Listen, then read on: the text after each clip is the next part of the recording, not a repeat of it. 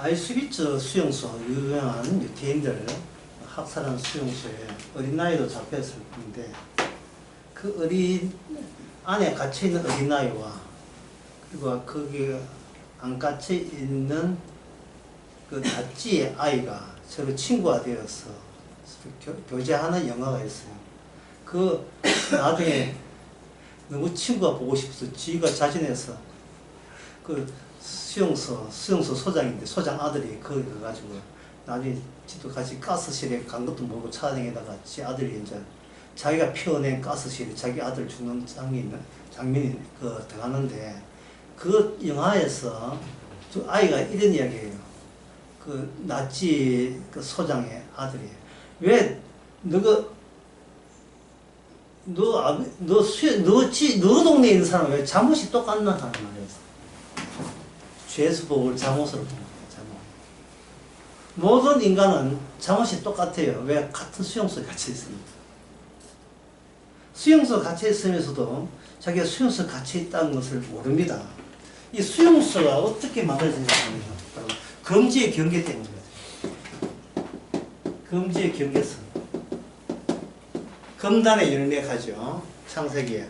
따먹지 마라 하는 걸 따먹는 순간 따로의 공간을 만들어버렸어요. 딴 공간을, 같은 공간을 만들어버리니까 그 공간이 바로 세상입니다.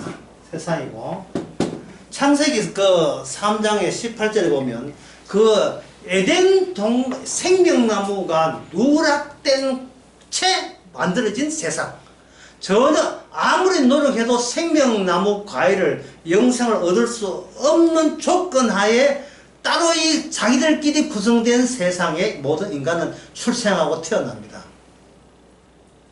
이거 생각하면 처지가 참, 처지가 기가 막히죠. 그 세상에서 이 세상, 그걸 창세기 3장에서는 저주받은 세상인데, 이 저주받은 세상에서 인간들이 사는 방법은 남들이 질서를 갖추는데 이 질서가 어떤 기술이냐 하면은, 평균적인 질서예요.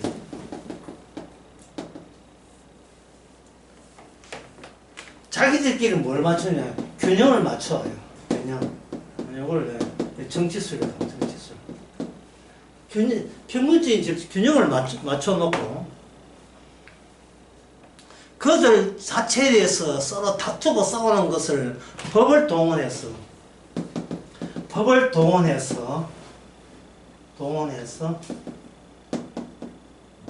통제합니다. 통제하는데 문제는 여기 중간중간에 뭐가 툭툭 튀어나오냐 하면은 이 금지했다는 거. 이 금지했으니까 금지하면 이게 뭐가 따릅니까? 저주라는 첩에 따르죠. 이 처벌로 인하여 처벌의 현상이 이 인간 세계에 이게 불쑥불쑥 튀어나와요. 그게 뭐냐면은 쾌약을 따라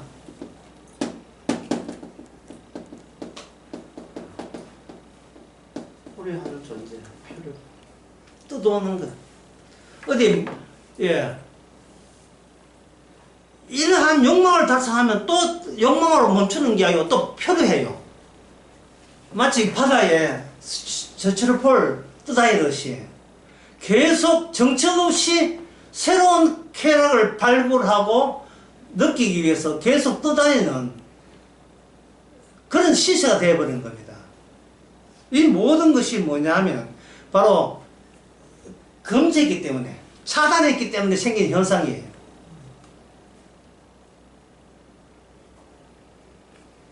그러니까 이거는 쾌락은 어디서 나오냐 하면 쾌락이라는 것은 인간의 신체성에서 나오거든요. 신체성인데 인간의 신체성이 나오는 것을 인간 세계에서는 법을 동원해서 강제 통제를 해버려요. 강제 통제. 그냥 막 강제로 억누르는 거예요. 금지된 현실 내에 따로 작용하는 검지. 검지된 세교세에 따로 작용하는 이 검지. 그러니까 이 공간이라는 것이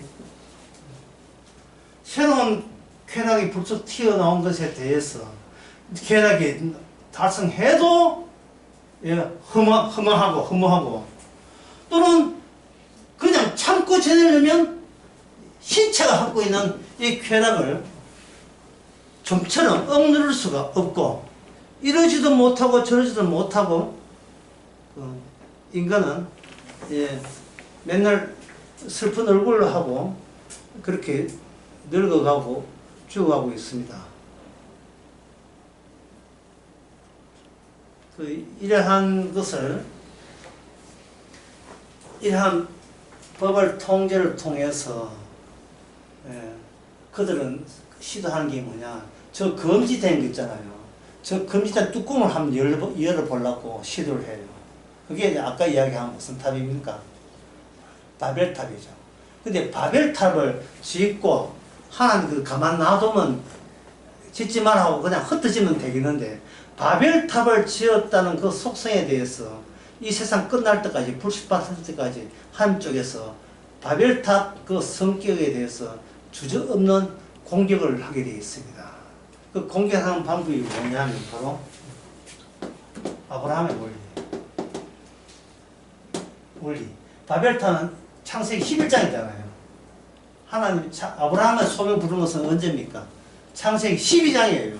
12장부터 본격적인 공격이 났습니다. 나서면서 뭘 공격하겠어요? 이 쾌락이 나는 이 신체성에 대해서 주께서는 겨냥해서 공격하게 되겠어요. 이 공격하는 방법은 뭐냐? 공격하는 방법은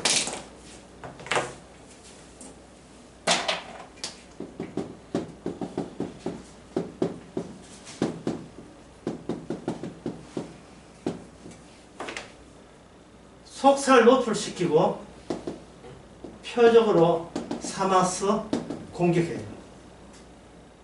속살 노출. 자기의 법으로 자기를 건사하고 자기의 법으로 선하고 착하게 살라고 하다가 이 쾌락이 와버리면 자기의 속살을 드러내잖아요. 그걸 놓치지 않고 표적으로 이걸 공격해버립니다. 그러니까 온몸으로 다 감쌌는데 이렇게 실수하다 보면 어떻게 돼요? 이게 신체 일부 나오면 방사능이 가만히 있지 않고 그걸 노리잖아요. 그렇게 노려버리면 어떻게 되냐? 이 속살 노출한 이 사람은 죽는다. 죽죠. 이게 바로 아브라함과 이삭과 야곱이 있는 현상이에요. 아브라함과 이삭과 야곱이 자기의 신체를 살리기 위해서 애쓸 때 하나님은 언약으로 공격을 합니다. 공격을 해서 아브라함 죽이고 아브라함으로 태어나게 하고, 야곱 죽이고 이스라엘로 태어나게 하고, 이 작업을 주께서는 하시는 거예요. 아브라함과 이삭과 야곱이 착하다가 아니라 주님의 언약에 의해서 공격을 먼저 당했다는 점에서 그들은 하나님의 언약의 사람이 되는 겁니다. 하나님의 정이 되는 거죠. 처음에 야곱이 꿈꿀 때는 뭐 난리도 아니었어요. 내가 여기 11조 드리겠습니다. 다시 오게 되면 뭐 어떻고 이렇게 했는데, 그 야곱이 어떻게 됐어요? 그 야복강가에서 야곱이 죽지요. 이 주일날 설교에 그 상세히 설명을 못했습니다만은, 야곱의 특징 중에 하나가 뭘 하느냐, 살아있는 채로, 산 채로 죽음을 경험하게 되었다. 산 채로. 야곱이 경험한 이 죽음이라는 것은 뭐냐 하면 공간적이에요. 해가 떠서 밤의 세계에서 이제는 해가 뜨기 때문에 사라져야 될 그 분을 따라갈 수 없는 그 공간 자체가 죽음의 세계예요. 그 공간 자체가. 그러니, 이 목숨 끊어지는 거는, 그거는 이미 죽음 속에 있다는 것을 보여주는 징후에 해당되는 거예요. 몸이 아프다. 이거지. 이 공간 자체가 이 죄의 가치는 죽음의 세계에 있는 거예요. 이걸 야곱이 처음으로 이걸 알게 된 겁니다. 그러면 여기에서 어떻게 되는가? 나에게 찾아온 그 하나님에 의해서 죽은 나를 도로 죽음에서 되돌려 받으면 된다는, 그게 바로 이삭이 죽을 때 옆에 있는 수풀에서 양 대신 받아서 히브리스에 보면 죽음으로 되돌려 받듯이 야곱으로 죽고 뭘로 되돌려요? 이스라엘로 되돌려 받는 거예요. 이걸 오늘 사도행전에서는 뭐냐면 그 사람의 이름은 죽고 예수의 이름으로 살아가는 거예요. 이게 공간이 기존 죽음에 있는 자를 살려내므로써 그 두 사람은 죽음도 알고 생명도 아는 그 경계선의 존재, 그 경계선을 갖는 존재가 된 겁니다. 경계선을 갖는 존재. 이걸 양장물리학에서 이걸 말하는 중첩이라고 해요. 중첩.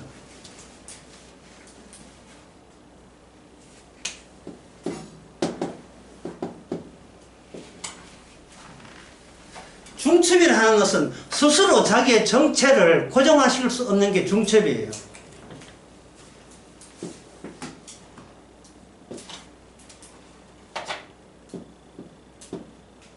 막이 있는데 여기 이렇게 틈을 여기 두 개를 만들어놔요. 여기다가 총 가지고 콩을 탁 쏩니다. 콩을 쏘면 여 스크린에 바깥 여 뒤에 있는 총 가지고 콩을 쏘면 여기 뭐가 나오지? 콩이 여기 맞겠죠. 콩하고 콩이 맞겠죠.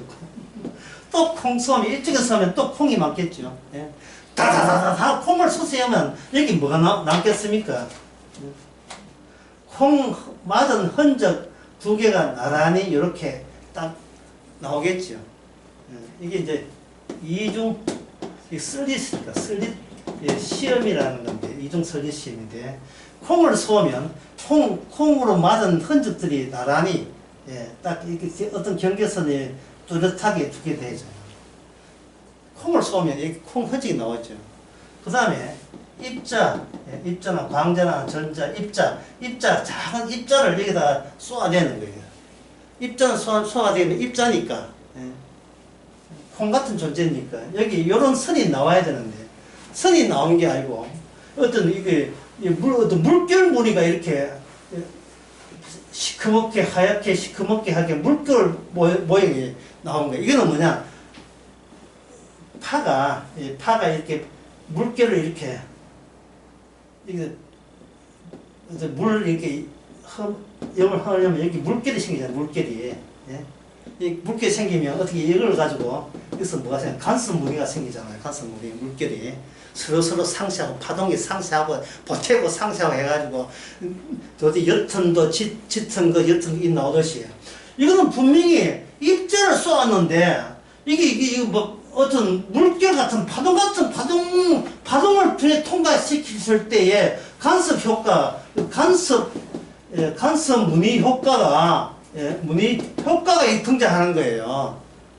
그래서 이거 분명히 콩 쏠 때는 이게 없었는데 왜 입자선이 이게 나올까 싶어서 여기에 중간에다가 탐지기 하나나 CT 탐지기 해가 눈 가닥하게 하는 게 해가지고 입자를 하나씩 쏘면서 어느 쪽으로 갔나 하고 조사를 해보니까 딱 조사하는 순간 여기서는 파동이 없어지고 너가 이거 보고 싶었지? 하고 해가지고 입자가 된 겁니다.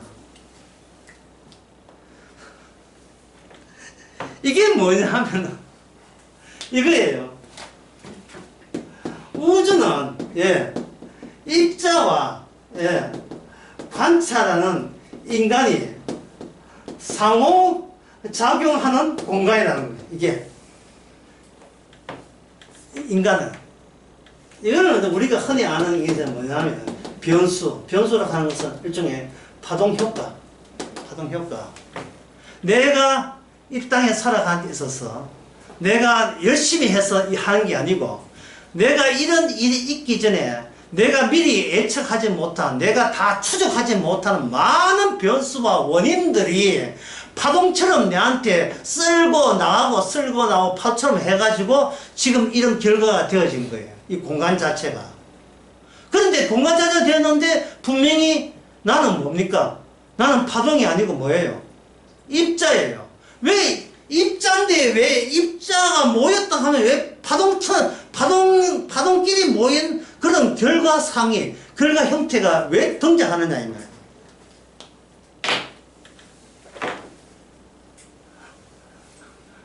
참 이상해요. 그래서 학자들이 이중 수리를 하면서 도저히 성이 나가지고 도저히 못 찾겠다.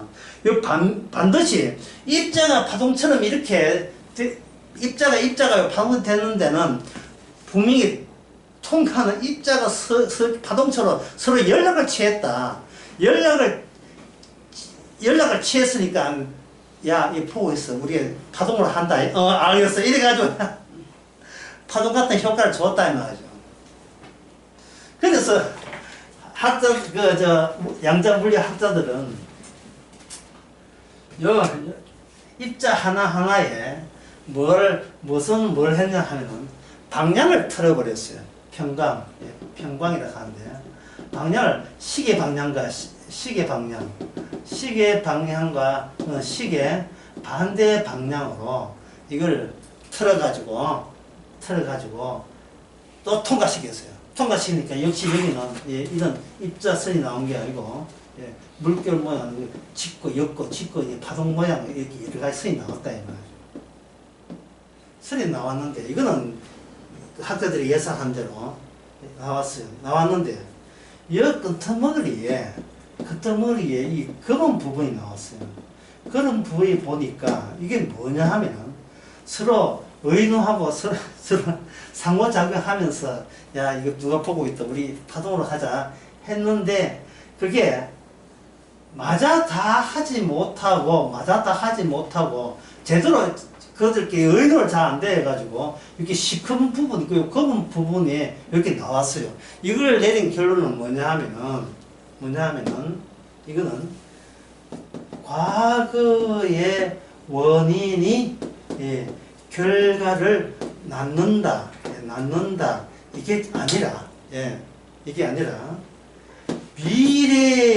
미래 결정을 보고 거꾸로 과거를 정한다가 되어 있어요. 미래의 결정을 보고 과거를 정한다가 돼요. 그러면 이걸 성경의 정의는 어떻게 됩니까?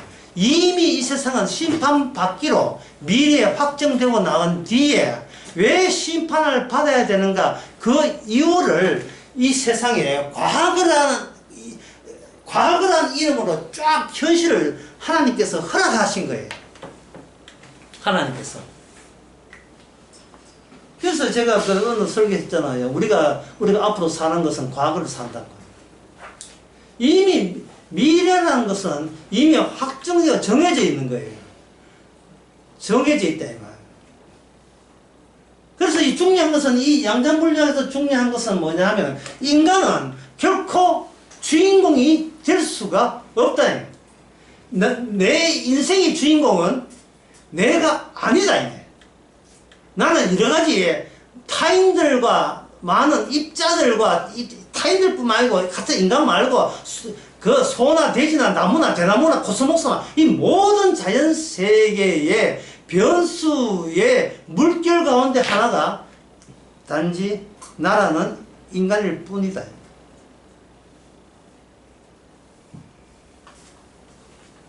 그래서 뭔데? 공간이란 비어 있는 것이 아니고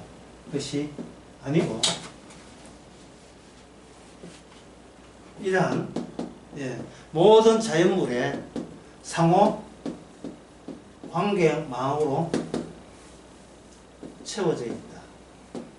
그래서 어떤 그 물리학자는 이런 이야기예요. 당신은 비어있는 유리컵을 본 적이 있습니까? 비어있는 유리컵을 본 적이 있습니까? 없지요. 예. 물이 있으면 물로 채워졌지요. 물을 부어버리면 그 공기가 있는 거예요. 공기라는 또 다른 것이 컵을 채워줬으니까 이 땅에 비어있는 공간이라는 것은 성립될 수 없습니다. 그런데 여기서 더 놀라운 사실은 공간만 비어있는 게 아니에요. 시간도 비어있지 않아요. 시간도. 그 시간과 공간이 합쳐져서 이것이 공간, 시간, 이거는 전부 다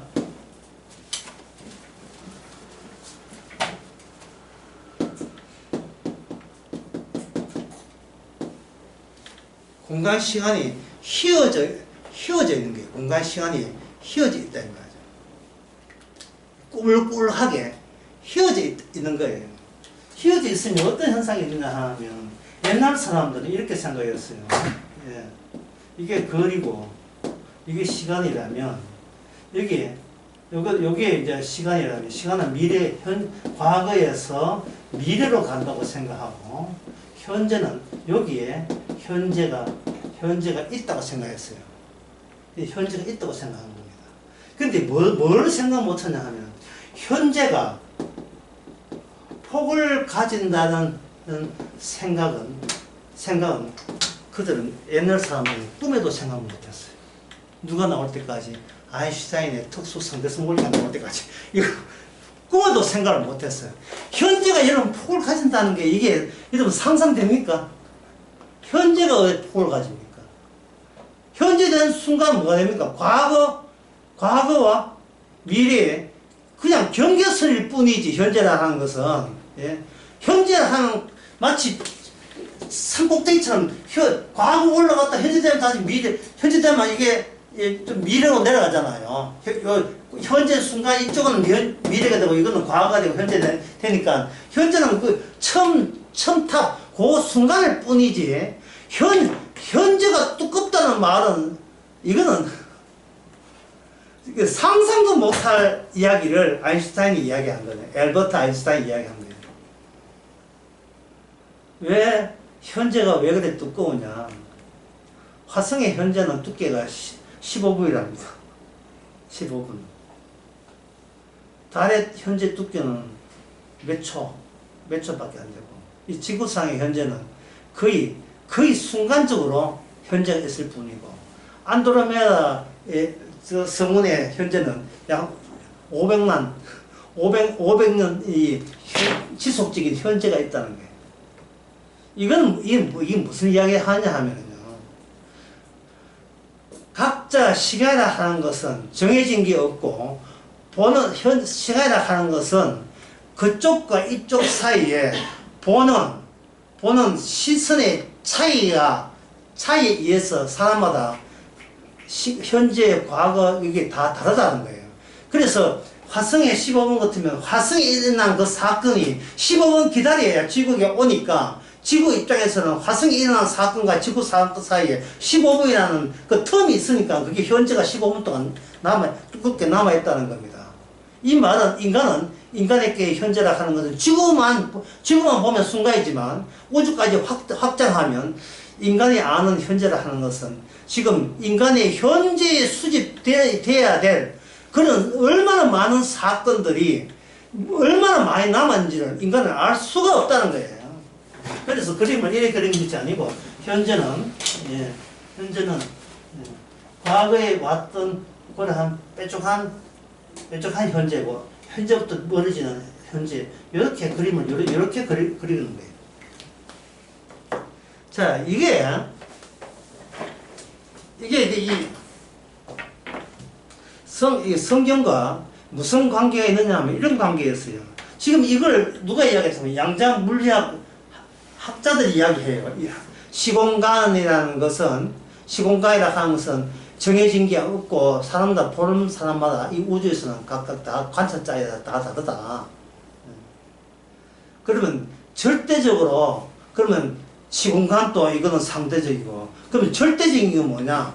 절대적인 것은 뭐냐면 이들 이 상호관계 입자나 입자와 인간 또는 뭐 개나 소나 다 마찬가지 해와 달 다 마찬가지예요. 뭐냐면 관계의 내용 또는 다른 말로 정보가 이 우주를 꽉 차 있다는 게 정보가. 자, 거기에 대해서 이러한 생각, 관찰하고 인간은 자기 자신을 입자인지 파동인지를 모른다는 거예요. 그냥 놔두면 파동인데 뭘까 하고 보면 거기에 파동이 엉축이 돼가 뭐로 되는 입자가 되는 거예요. 입자가 안 보면 뭐가 되고 파동이 되고 에너지가 입자와 파동인데 묽어지면 파동이고 에너지가 엉축되면 입자가 되는 거예요. 이렇게 되는 거예요. 양자 물리학에서. 그리고 이 에너지는 뭘로 되어 있다? 이 모든 입자의 관계에 대한 그 정보, 내용으로 꽉 차 있다. 이렇게 되는 거예요. 그럼 성경은 뭐라 하느냐? 성경은 이겁니다. 간단하죠? 관계 없어요. 관계 없습니다. 성경은 무관계성이에요. 성경은 누가 관계 있느냐? 아버지와 아들의 관계뿐이에요. 아버지와 아들 관계뿐입니다. 인간은 이용할 뿐이죠. 왜? 피조물이니까. 천사도 마찬가지고 피조물이니까. 그러니까 주님께서 하시는 일은 어떻게 되는가? 성경은 뭐냐? 예수님 이야기 빼놓고 모든 인간의 생각을 제거하는 작업이 지금 예수님이 하시는 일이에요. 그 방법이 뭐냐? 말씀을 통해서 인간의 모든 생각들을 다 제거하는 거예요.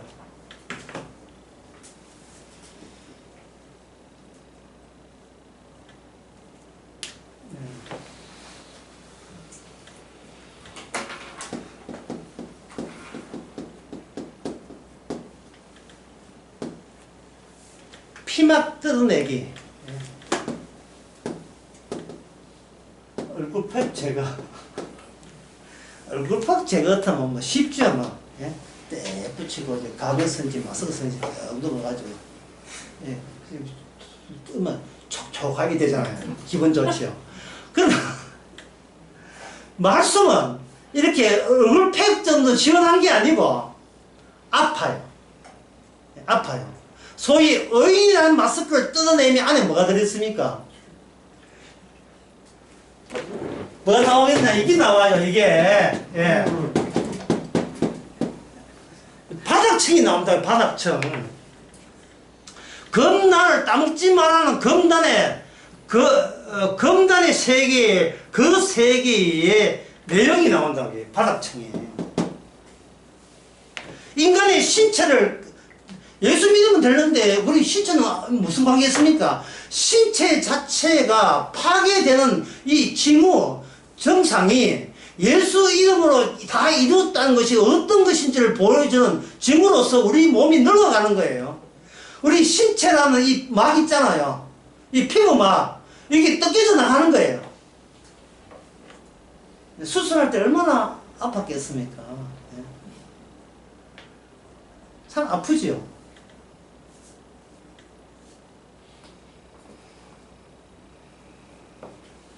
주님께서는 이 공격을 멈출 의사가 하나도 없습니다. 계속 좀 생각해 봅시다. 중요한 거 했어요. 뭐냐 하면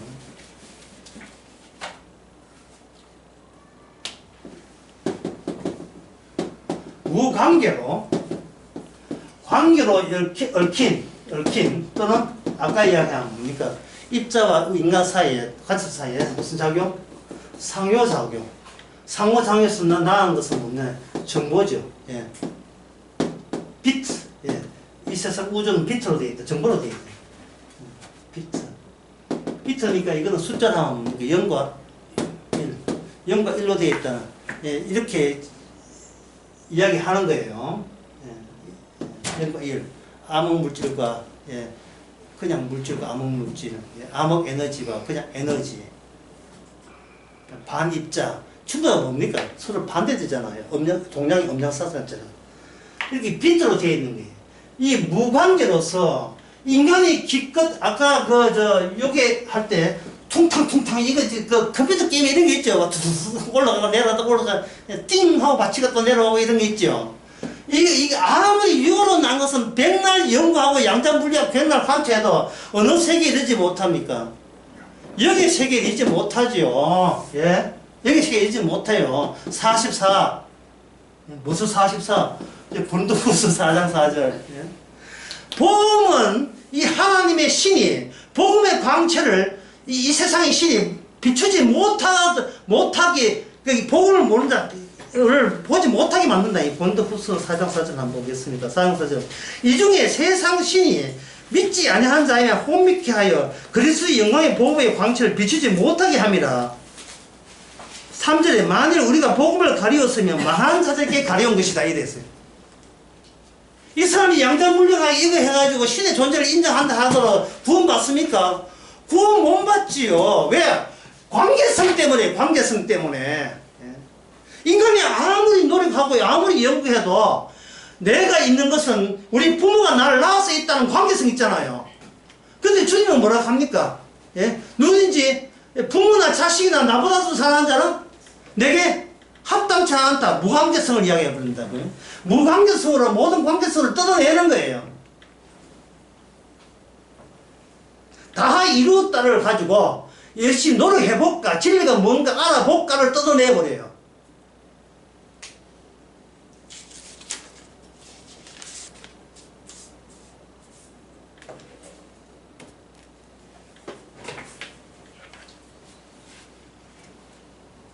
무관계성으로 관계에 얽힌 상호작용을 이렇게 뜯어내버립니다. 그러면 여기서 인간의 관계는 인간의 관계성은 어떻게 되는가? 인간의 관계적 이 세상의 질서는 어떻게 되는가?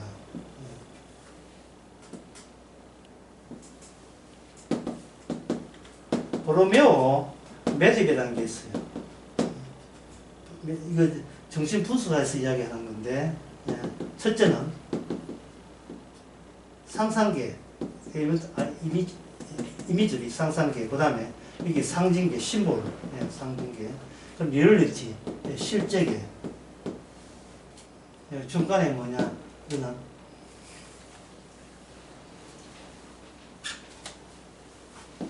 대상 없는 욕망, 소문자 A, 대상 없는 욕망, 이렇게 표현하거든요. 이게 뭐냐면 상상계라 하는 것은 이거예요. 저것은 나다, 또는 저것은 내 것이다. 이걸 인간은 잊을 수가 없다는 거예요. 인간은 뭔가 물을 때 자기와 무슨 성? 무한성이 아니고 자기와 관계성을 두고 이야기하는 거예요. 이번에 돈 1,000만원 주시면 2천만 드리겠습니다. 이게 뭡니까? 1,000만원 투자하시면 2천만 줍니다. 그러면 그 이야기에 솔깃한 이유가 2천만이나 더 생기는 나와 무슨 나한테 이익이 온다는 내 것이 된다는 뭡니까? 여기 이득과 관련돼 있죠. 이득과 관련돼 있어요. 그 인간은 어릴 때부터 인간은 상상계 이미지, 자기 이미지, 자기 이미지 구축에 뭘 그러냐? 목숨을 겁니다. 자기 이미지 구축에. 자기 이미지에 목숨을 건데 이게 실패를 하면 뭐라 이어져요? 이건 자살로 이어지는 거예요. 자살로 이어져요. 자기 이미지 구축이 자기 전부니까. 그런데 크면서 어릴 때부터 이거거든요. 유치원 애들 인사할 때 내가 그 손자를 유치원에 오늘 아침도 데려다 줬습니다. 유치원에 딱 가게 되면 선생님 마중 나와서 나하고 이제 손자하고 헤어질 때 걔한테 인사를 시켜요. 공수 오늘 또 겸손한 어린이가 되겠습니다 하고 인사하고 이제 나도 빠이빠이 하고 집에 오면 되는데 겸손한 게 말이 겸손한 게 인사를 겸손한 아이가 되면 자기 돈은 이익이 뭐냐 이 말이야. 돈은 이익이. 그러면 칭찬받는 주위 사람들의 나의 존재를 인정해 주는 거예요. 인정해 주는 이익이 있다. 그러면 다른 사람이 나를 인정해 주면 내한테 돈 이익은, 남들이 나를 내가 원하는 것을 인정해 줄 때 나에게 돈 이익은 뭐지요? 이거 생각해 본 적 있습니까? 이거는 뭐냐면 내가 원래 생각했던 나 되기에 지금 그 계획이 차질 없이 잘 진행되고 있다는 겁니다. 그럼 진행되면 그거 나는 어떻게 되는가? 내가 생각한 나로 굳히게 되가지요. 그럼 나로 굳히게 되면 그게 무슨 뜻이냐? 내가 절대자로 화신되는 성육신 되는 거죠. 내가 신으로 성육신 되는 거예요. 그런데 이 상상계를 했던 애가 상징계 세상으로 어떡합니다. 이거는 뭐냐 하면은 사회에서 나한테 요구한 게 되면서 여기 나라는 것을 사회에서 인정을 안 해줘요. 나를 인정 안 해주고 사회에서 요구하는 것은 뭐냐 하면 주체를 인정해요. 주체를 하는 것은 그 조직사회에서 내가 조직사회가 원하는 그 포지션, 위치를 제대로 해주게 되면 그때 그 사회가 나를 인정해주면 나는 거기서 부스리로 내가 남한테 인정받고자 하는 내 상징계의 본래의 욕망을 달성할 수 있는 그런 세계에 들어간 겁니다. 그러니까 이 조건부죠. 이 사회에서 나 여기 있다 하면 여기 있는데 어쩌라고 나가야 하죠. 나 여기 있습니다. 예. 취직하러 가는데 니 뭐 할 줄 알아? 토플 어느 정도야? 컴퓨터 뭐 한글 다 떼서 뭐 이리 나오면 저는 미림이 좋습니다. 미림이 좋은 것은 그건 상상계야. 여기는 조직사회라는 게 상징세계예요. 이 조직사회에서는 조직이 필요한 사람이 되지 아니하면 그 사람을 사람 취급하지 않은 것. 다시 말해 그 조직이 필요한 포지션에 적합한 그 인사가 되지 못하는 거예요. 계엄을 왜 해요? 계엄이 하니까 어떻게 됩니까? 대통령이라는 그 자리에서 어떻게 돼요? 대통령 주최 자리가 누구한테 넘어갔습니까? 재명비로 바뀌었잖아요.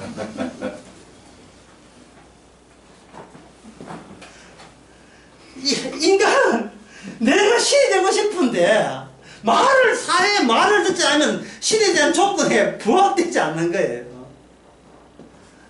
이렇게 상상계와 상징이 해가지고 절대적인 나가 되기 위해서는 내가 필요한 돈도 필요하고 인정도 필요하고 사회에서 생활비도 필요하니까 그 조직의 말에 꾸벅거려야지. 꾸벅거리면 그러면 어떻게 되느냐 하면 상상계와 뭐가 결합이다? 상징계의 결합이 되어버리면 이거는 뭐냐? 무한 의미의 반복이 되어버려요. 무한 의미의 반복.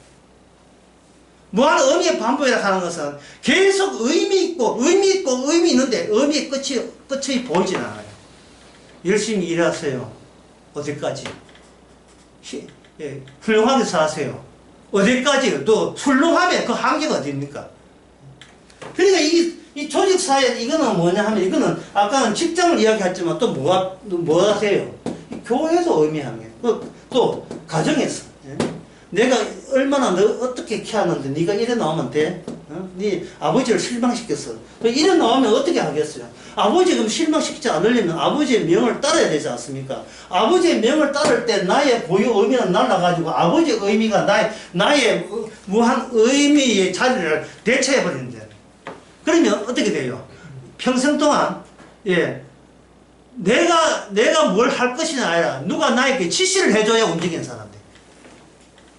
지시를 해줘야. 정신병이.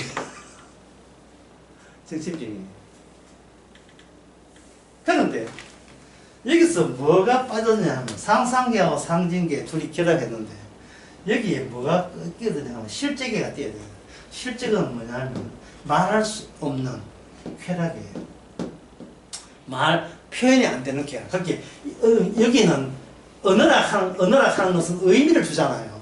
이쪽에는 의미세계예요. 상상계하고 상징계는 의미세계라고 해요. 요래 하면 요렇게 칭찬받고 되는 세계인데 쾌락은 이거 해 싫어 왜 싫은데 몰라 표현이 안 돼. 무조건 뭐가 내 몸이 내 신체가 그거 하기 싫대. 초목초목 따져봐. 왜 하기 싫은지, 예? 왜 우리 직장을 그만둘러 하는지 좀 따져봐. 싫어. 이유도 나도 몰라. 그냥 싫어. 내 신체가 싫어. 아이고 그러면 월급 더 줄게. 아니 월급 더 준다는 것이 그건 상징이잖아요. 월급 더 주니까 그쪽에 요구하는 의미를 내가 충족시켜야 될 또는 종이 되는 잖아요. 근데 실제는 월급을 더 준다고 행복하는 건 아니에요. 여러분 쾌락은 뭐가 아니냐 행복이 아니에요. 왜냐하면 행복은 내가 가질 수 있잖아요. 이거는 상생이잖아요. 쾌락이 나를 가져요. 이유도 없어요. 그냥 쾌락이 내가 가진다고요. 근데 이게 딱 붙어 있으니까 평생 동안 열심히 직장에서 일했는데 도대체 왜 사는지를 모르겠어요. 왜 사는지 모르겠고 이것이 그동안 살면서 내 신체는 완전 망가져 버렸어요. 근데 실제로는 내 신체가 망가지면 되잖아요. 그게 아니고 내 신체는 안 망가져야 되고 늘 즐거워야 되고 너를 쾌락적이어야 돼 라는 것이 실제에서 내 신체가 말을 한다고요. 결국은 이 세 가지 이유는 결국 이 상상계, 상징계, 실제계를 한마디로 말하면 이게 뭐냐 신체를 한자 줄이면 뭐 됩니까? 한자 줄이면 6이에요. 정신분석한 이걸 제시하면서 해답이 없어요. 해답은 기껏 낸 해답을 읽었습니다. 모든 인간은 정신병자다. 이게 해답이에요. 그쪽의 해답은 뭐냐? 내가 정신병자를 알면 그게 행복해진다. 그게 정신병의 치료입니다. 난 문제 있습니다. 그러면 행복해진다는 거예요. 근데 문제 있습니다. 행복해진다. 이건 성에서 말하는 나 죄인입니다 하고 관계없어요. 죄인이라는 것은 십자가와 관련되어 있고 말씀에 다 이루었다 하여서 우리가 인정하든 죄 짓든 안 짓든 간에 우리는 이미 모친의 죄에서 태어났어요. 왜? 예언이 그거니까 말씀 자체가 10편 51편 말씀 자체가 너는 죄인으로 태어나도록 이렇게 말씀이 규정했느냐 그 규정에 의해서 우리는 죄인 되는 겁니다. 그러면 우리는 죄인이 구원받는 게 아니고 그 말씀 세계 속에 우리가 편입되는 거예요. 들어가버리면 말씀의 징후와 징조로서 우리가 살아가고 있는 거예요.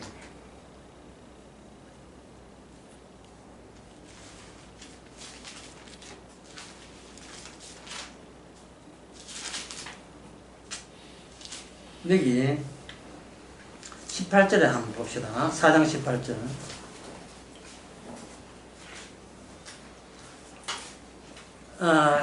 4장 14절에 또 병난 사람이 그들과 함께 성을 보고 힐난한 말이 없는지라.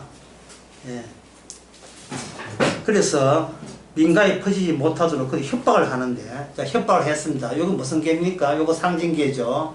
네가 속해 있는 이 사회의 법을 따르지 않으면 우리한테 뭘 받는다? 처벌받는다. 신체에 대한 처벌이에요. 그래서 그들은 감옥에 갇혀요. 감옥에 갇힌 게 뭡니까? 그들의 영혼입니까? 신체입니까? 신체가 갇히죠. 그러나 지금 사도 바울은 지금 예수님의 영을 받았잖아요. 예수님은 이미 이 마귀로부터 벗어났잖아요. 마귀로 벗어난 분의 마음이 옥에 갇힙니까? 아니죠. 왜? 이 신체 말고 영적 존재가 되어버렸으니까 신체를 더 이상 가둘 수 없죠. 그래서 말하기를 그들이 예수 이름을 말하지 말라 하니 19절에 베드로와 요한이 가로되 하나님 앞에서 너희 말 듣는 것보다 하나님 말씀 듣는 것이 더 옳은가 판단해보라. 우리가 이런 행동을 하고 이렇게 사는 것은 우리 뜻이 아니고 말씀이 우리를 그렇게 인도하고 이끈다. 이게 제가 처음에 이야기하는 뭐냐, 바로 말씀이 만들어내는 또 다른 현실 세계예요. 그런 현실 세계예요. 그래서 그들은 이제 협박을 해도 그들은 협박해도 소용없지요. 자, 그러면 이제 25절 봅시다. 25절. 어찌하여 열방이 분노하며 족속들이 헛살을 격려하였는고 세상의 군왕들이 나서며 관원들이 함께 모여 주와 그 그리스도를 대적하노다. 이거는 21 또는 22 시편 2장 1절 2장 2절. 왜 갑자기 여기서 시편 이야기가 왜 나오느냐. 이미 말씀이 완성된 상태에서는 이렇게 시편이냐 구약의 신약이나 아니라 전부 다 이거는 한 공간을 차지하네요. 다 이루었다 안에서. 그러니까 아까 이야기했지만 미래가 결정된 상황에서는 이 세상의 모든 것은 뭐가 돼요? 과거가 되는 거예요. 과거가 돼요. 그런데 물리학에서는 그걸 관계로 설명했는데 성경은 이미 인간은 죽은 자이기 때문에 죽은 자가 주님과 관계를 못해요. 먹는다는 정령 죽으려 했으니까. 그러면 성령이 오게 되면 주님의 자기 영과 관련했던 그 관계가 새로운 공간으로서 확장이 되어버린다니까요. 주님이 우리 안에 있는 성령과 관계가 맺어버리니까 우리는 하나의 주님과의 성령과 아버지와 아들과 성령과의 관계에 우리는 하나의 징조로서 작동하게 되는 겁니다.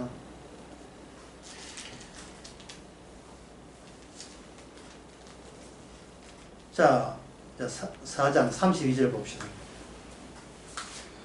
믿는 무리가 다 한 마음과 한 뜻이 되어 모든 물건을 서로 통례하고 제 재물을 조금이라도 제 것이라 하는 이가 하나도 없더라. 요거 설명해 드리겠습니다.